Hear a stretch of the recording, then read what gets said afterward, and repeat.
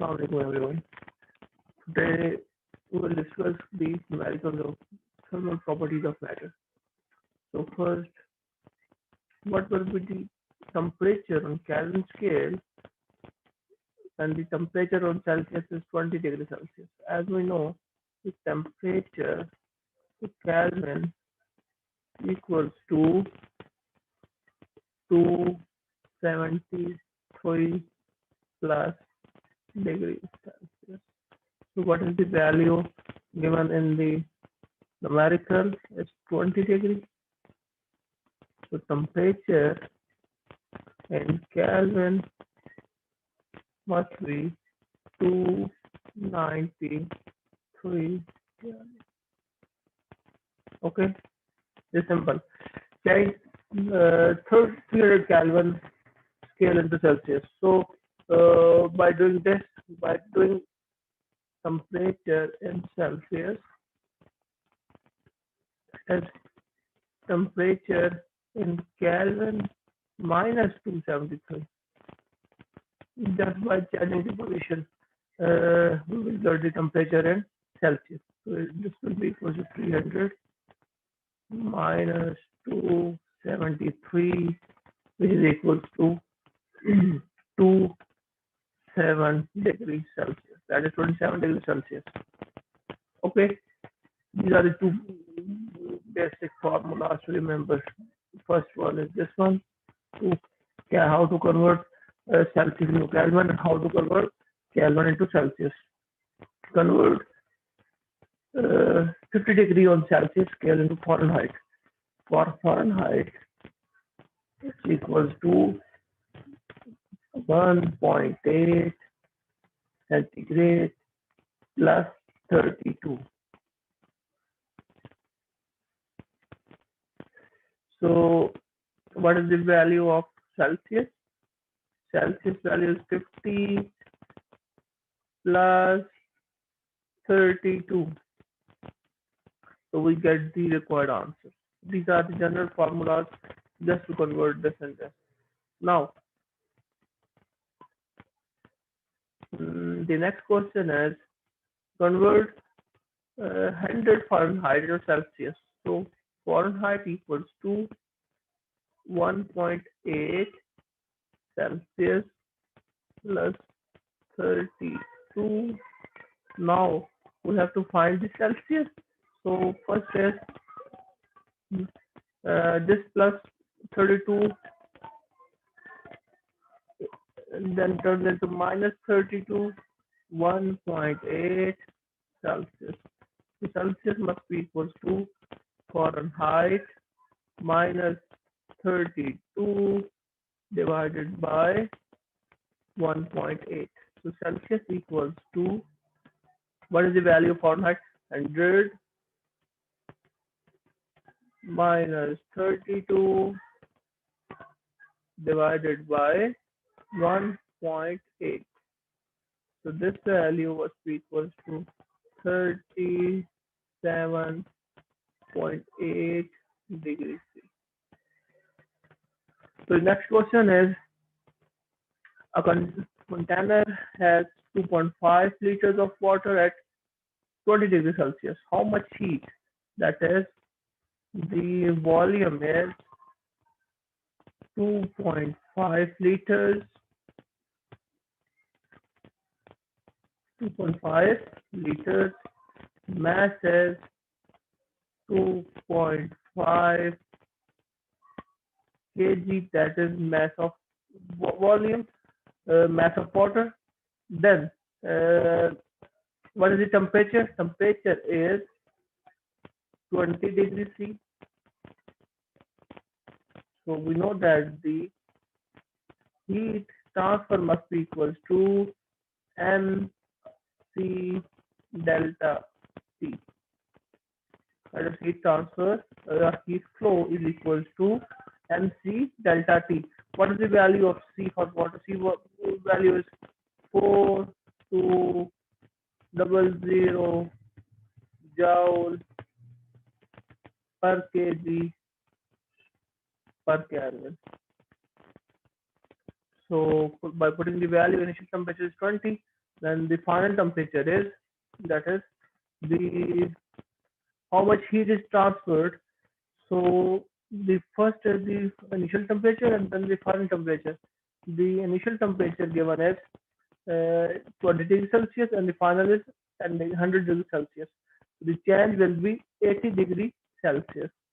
So by putting value on Q is equals to ms 4200 2.5 into 80.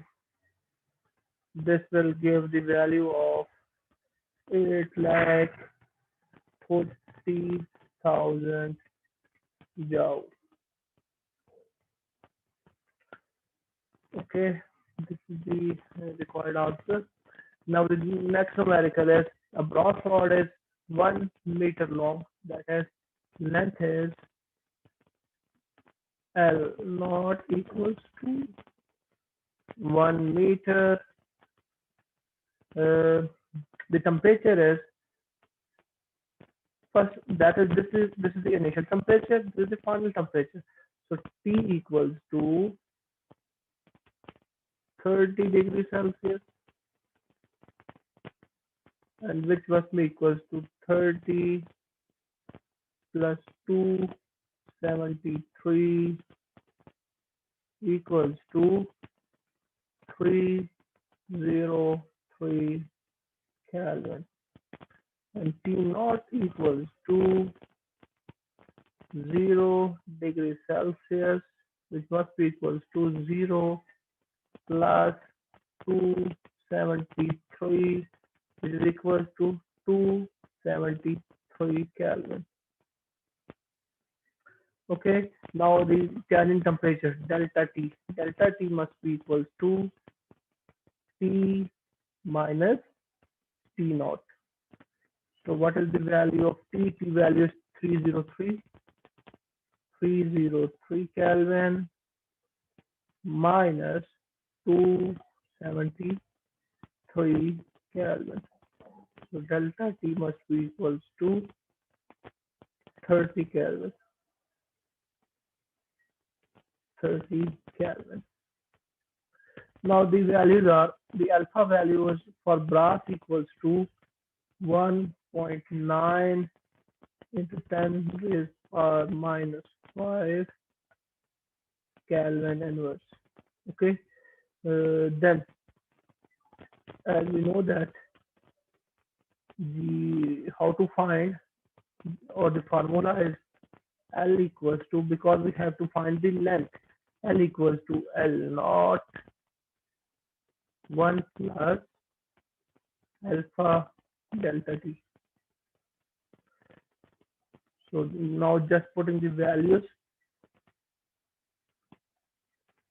So L equals to, what is the value of L naught? 1 meter. What is the 1 is 1. Alpha value is 1.9. 1.9 multiplied by 10 power minus 5 into, what is the delta T? Delta T value is 30 Kelvin. So length equals to 1.00057 meters. So this is we find the value of length, because with the change in temperature there is also a change in length. So the relation is that this is the linear thermal expansion relation. Okay, then just we have to find the value of delta T.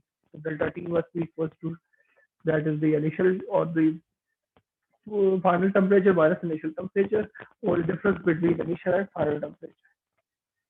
Now, after this, going towards the next numerical, find the volume of a brass cube. Now, this is the related with volumetric expansion, that is volumetric expansion. volumetric expansion. Now the length is L naught is 10 centimeter, which must be equals to 0.1 meter. T naught is 0 degree Celsius, which is equals to 0 plus 273 equals to 273 Kelvin. And the T is 100 degrees Celsius, it must be equals to 100 plus 273, which must be equals to 373 Kelvin. Now delta T must be equals to change in temperature. This is equal to T minus T naught. T is 373 Kelvin minus 273 Kelvin. So delta T must be equals to 100 Kelvin. And the value for Link thermal expansion of brass is 1.9 to 10 raised power minus 5 Kelvin inverse. So the formula is V equals to V naught 1 plus beta delta T. As we know that beta equals, that is the coefficient of volumetric expansion, equals to 3 times of alpha. So 3, my alpha value is 1.9 into 10 raised power minus 5, and this by multiplying we find that the value is 5.7 and 10 raised power minus 5 Kelvin inverse. Now the initial volume is, that is L naught multiplied by L naught, because of cube L naught, it's equals to L naught cube. So this value equals to 0.1 meter whole cube, and this will be equal to 0.001 meter cube. That is the volume. Now this V equals to, V naught 1 plus beta delta T. Now what is the value of V naught? V naught is 0.001 whole multiplied by 1 plus 5.7 into 10 raised power minus 5, and delta T value is, delta T is 100 Kelvin.